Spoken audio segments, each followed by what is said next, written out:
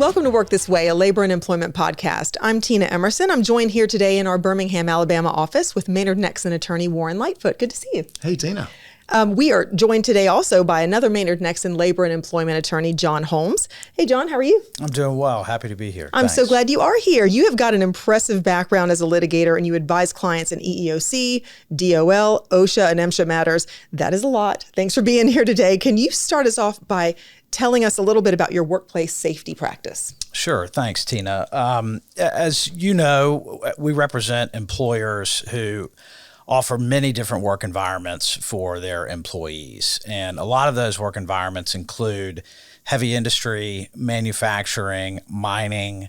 And so we do a lot of work that involves workplace safety. Unfortunately, there are accidents that occur, and oftentimes when there are significant workplace accidents, that triggers a number of different things that can happen. One is a reporting obligation potentially to OSHA or MSHA if required.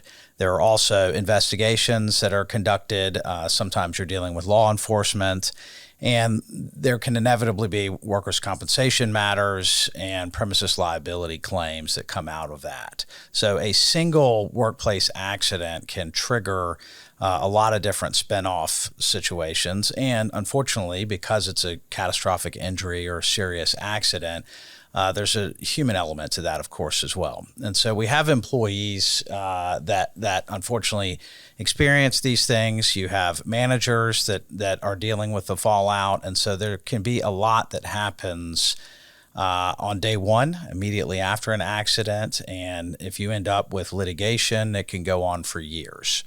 So our workplace safety practice involves advising clients on safe practices, of course, but it is often a crisis management situation. John, explain to our audience the difference between MSHA and OSHA, please. So these agencies are both fall under the U.S. Department of Labor. So these are federal agencies that have jurisdiction over workplace safety. Where they differ is that jurisdiction. MSHA, which stands for the Mine Safety and Health Administration, has jurisdiction over mining operations throughout the country.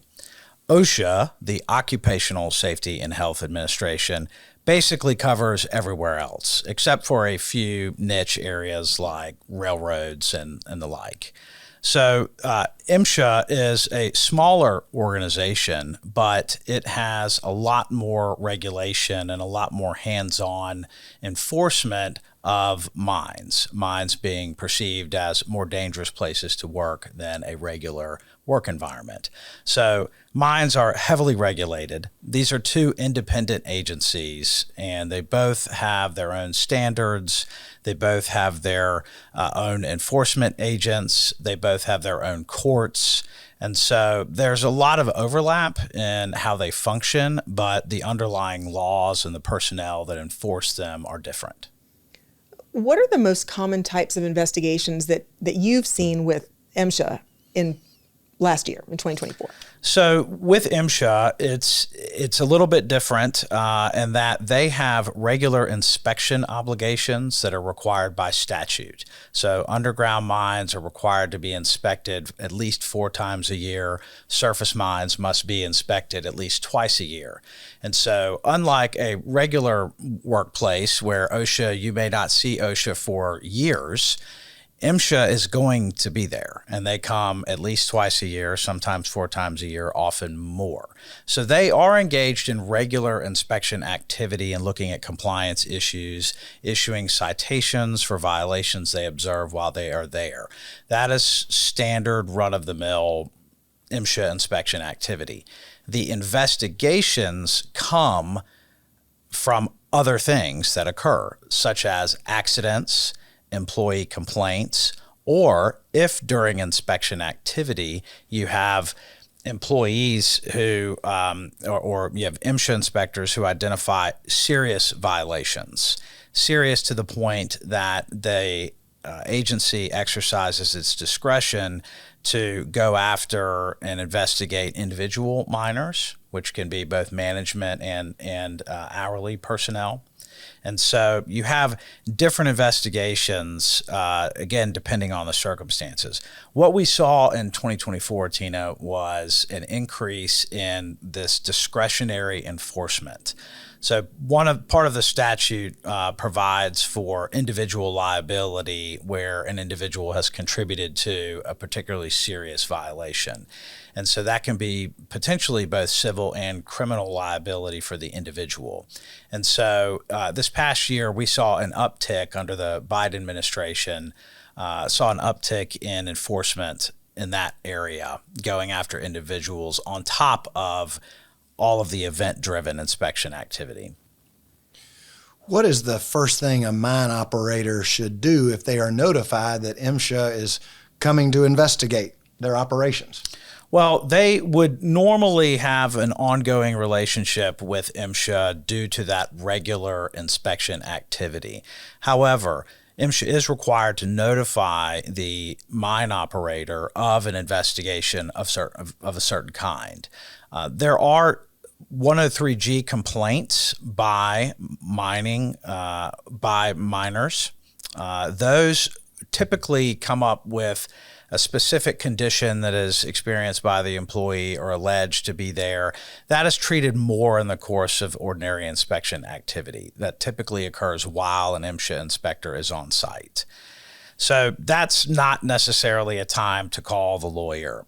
However, if you have obviously a serious accident or if there is a 105C minor discrimination complaint, or if MSHA notifies an individual target of the need for a 110C investigation, at that point we would recommend contacting counsel or getting counsel involved to help deal with the MSHA investigation, help facilitate the cooperation that's required for that to go well, but also help manage the scope of an investigation. And you mentioned minor discrimination. Can you talk about that under the Mine Act and how mining companies can remain compliant under that act? Sure. So 105C of the Mine Act specifically prohibits discriminating against miners for exercising statutory rights, especially safety and health activities. So that could include complaints to the company about safety issues, refusing to work unsafely if the employee believes that he or she's being asked to work in an unsafe condition. They can refuse that work. They can't be punished for that. If they contact MSHA or speak to MSHA inspectors, any of these things that relate to their rights under the Mine Act, if there's any punishment for that punishment is what is prohibited. And John, that it's called discrimination under the Mine Act, but as employment lawyers and a lot of our audience will recognize that as retaliation. That's right. Retaliation based on whistleblower activity. There has to be protected activity recognized, and that's where a lot of the cases sort of turn. You have an employee who is disappointed with some form of discipline, often a discharge decision, and they challenge that discharge decision and claim that it is based on some prior complaint about a safety issue. And so that's where these occur. Now, what's different under, and we'll call it MSHA's whistleblower statute, what is different, a unique feature, is the ability for the employee to request temporary reinstatement while the underlying claim of minor discrimination is being investigated by MSHA. And so these things occur on a very short time fuse. And so as soon as you get notice of a 105C complaint where there is a request for temporary reinstatement for a discharged employee, MSHA's coming out very soon, within days. They are statutorily required to investigate that within days. So you will have investigations that will begin. The bar for asking for and getting temporary reinstatement is quite low. The employee and MSHA just have to prove that the claim is not frivolous. And if it is not frivolous, then temporary reinstatement will be awarded pending the investigation for the underlying claim. So there's a lot of reasons when you get one of these claims, it involves a temporary reinstatement, to get counsel involved early. And because these things move quickly, and evidence that is generated during that investigation can be used for the ultimate decision.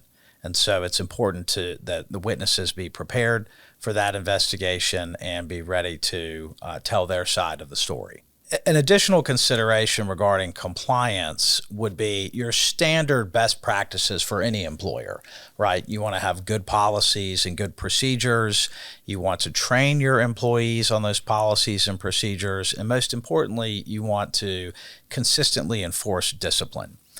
So that you can't be accused of issuing discipline for some other reason where you have good work practices. The other compliance component to avoid 105C complaints is to have a really good internal complaint system and have an employer, have our client ready to respond to complaints, concerns that are being brought forth by employees, and have a plan to respond to those and take those seriously.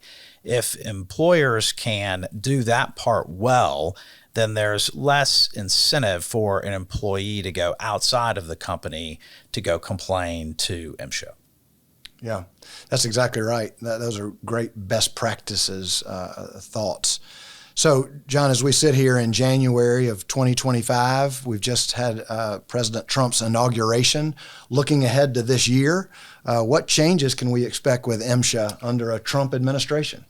Briefly, I would say not as many as we're seeing in other areas of the government. So there's been a flurry of executive orders that have come out this week. We're still absorbing those and trying to understand the impact. But typically, MSHA specifically would not have as much change as other agencies.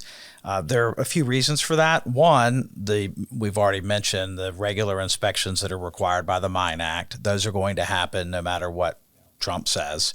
The personnel in MSHA are not political appointees, and so you don't have as much turnover from that standpoint. MSHA doesn't typically repeal its own standards. That has to happen through the court system. So to the extent there's going to be any challenge of any new MSHA standards, that's not going to happen internally. And so where that leaves us is with sort of the typical response you would have with a Republican administration.